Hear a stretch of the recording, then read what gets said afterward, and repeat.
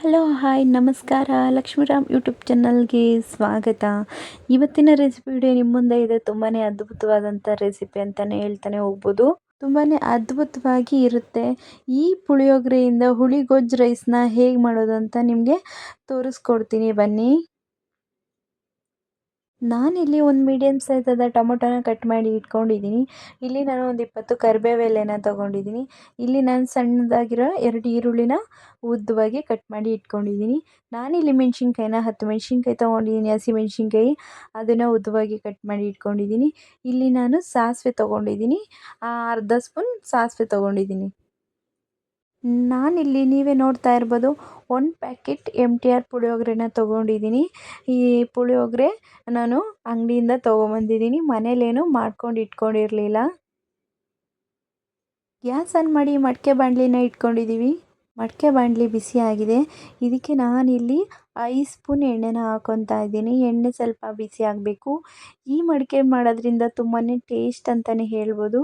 ಇವಾಗ ಎಣ್ಣೆ ಕಾದಿದೆ, ಸಾಸಿವೆ ಹಾಕೋತಾ ಇದ್ದೀನಿ, ಕರಿಬೇವನ್ನ ಹಾಕೋತಾ ಇದ್ದೀನಿ. ನಾನಿಲ್ಲಿ ಮೆಣಸಿನ್ಕಾಯಿನೂ ಕೂಡ ಹಾಕ್ಕೊಂಡು ಫ್ರೈ ಮಾಡ್ತಾ ಇದ್ದೀನಿ. ಇಲ್ಲಿ ನಾನು ಕಟ್ ಮಾಡಿ ಇಟ್ಟಿರುವಂಥ ಈರುಳ್ಳಿನೂ ಕೂಡ ಹಾಕ್ಕೊಂಡು ಇದನ್ನೆಲ್ಲ ಚೆನ್ನಾಗಿ ಫ್ರೈ ಮಾಡ್ತಾ ಬರೋಣ. ಈರುಳ್ಳಿ ನಿಧಾನವಾಗಿ ಫ್ರೈ ಮಾಡ್ಕೊಳ್ಳಿ. ಇದು ತುಂಬಾ ಅದ್ಭುತವಾಗಿರುತ್ತೆ ರೈಸು ಅಂತಲೇ ಹೇಳ್ಬೋದು. ಯಾಕಂದರೆ ಇದು ಯಾರು ಬ್ಯಾಚುಲರ್ಸ್ ಇರ್ತಾರೋ ಅಂಥವ್ರಿಗೆ ಇದು ತುಂಬ ಈಸಿ ಅಂತಲೇ ಹೇಳ್ಬೋದು. ಇದಕ್ಕೆ ನಾನಿಲ್ಲಿ ಅರ್ಧ ಸ್ಪೂನ್ ಅರಿಶಿನ ಪೌಡ್ರನ್ನ ಹಾಕ್ಕೊಂಡು ಫ್ರೈ ಮಾಡ್ತಾ ಇದ್ದೀನಿ.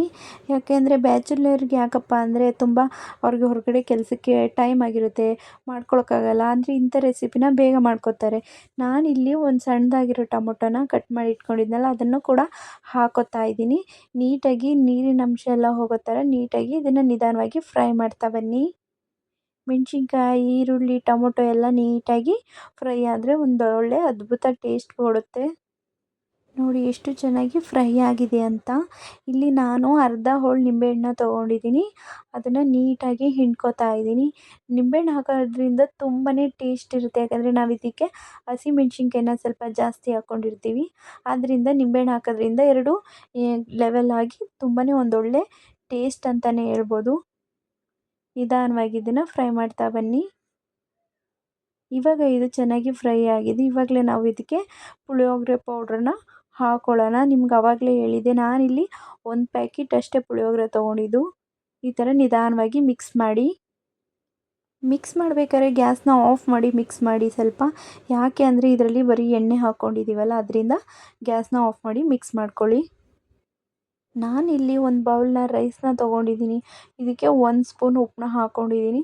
ಉಪ್ಪನ್ನ ಹಾಕ್ಕೊಂಡು ನೀಟಾಗಿ ಎಲ್ಲವನ್ನು ಕೂಡ ಮಿಕ್ಸ್ ಮಾಡೋಣ. ನೀಟಾಗಿ ನಿಧಾನವಾಗಿ ಮಿಕ್ಸ್ ಮಾಡಿ. ನೋಡಿ ನಾನಿಲ್ಲಿ ಗ್ಯಾಸ್ನ ಆಫ್ ಮಾಡ್ಕೊಂಡಿದ್ದೀನಿ. ಮಡಿಕೆ ತುಂಬ ಬಿಸಿ ಇದೆ, ನಿಧಾನವಾಗಿ ಮಿಕ್ಸ್ ಮಾಡಿ. ತುಂಬಾ ಚೆನ್ನಾಗಿ ಮಿಕ್ಸ್ ಆಗಿದೆ. ನೋಡಿ ಇಲ್ಲಿ ಪುಳಿಯೋಗರೆಯಿಂದ ಹುಳಿ ರೈಸ್ ಹೇಗೆ ಮಾಡೋದಂತ ಈಸಿಯಾಗಿ ನಿಮ್ಗೆ ಹೇಳ್ಕೊಟ್ಟಿದ್ದೀನಿ. ನಿಮಗೆ ಕೆಲಸಕ್ಕೆ ತುಂಬ ಬೇಗ ರೆಡಿಯಾಗಿ ಹೋಗಬೇಕು ಅನ್ನೋರು ಇದೊಂದು ರೆಸಿಪಿನ ಟ್ರೈ ಮಾಡಿ, ತುಂಬ ಈಸಿಯಾಗಿ ಆಗೋಗುತ್ತೆ. ಹಾಗಂತ ಹೇಳ್ತಾ ಈ ವಿಡಿಯೋನ ಇಲ್ಲಿಗೆ ಮುಗಿಸ್ತಾ ಇದ್ದೀನಿ. ಈ ವಿಡಿಯೋ ನಿಮ್ಗೆ ಇಷ್ಟ ಆದರೆ ದಯವಿಟ್ಟು ಲೈಕ್ ಮಾಡಿ, ಶೇರ್ ಮಾಡಿ, ಸಬ್ಸ್ಕ್ರೈಬ್ ಬಟನ್ ಕ್ಲಿಕ್ ಮಾಡಿ ಅಂತ ಹೇಳ್ತಾ ನಾನು ಹೋಗ್ತಾಯಿದ್ದೀನಿ. ಬಾಯ್ ಬಾಯ್.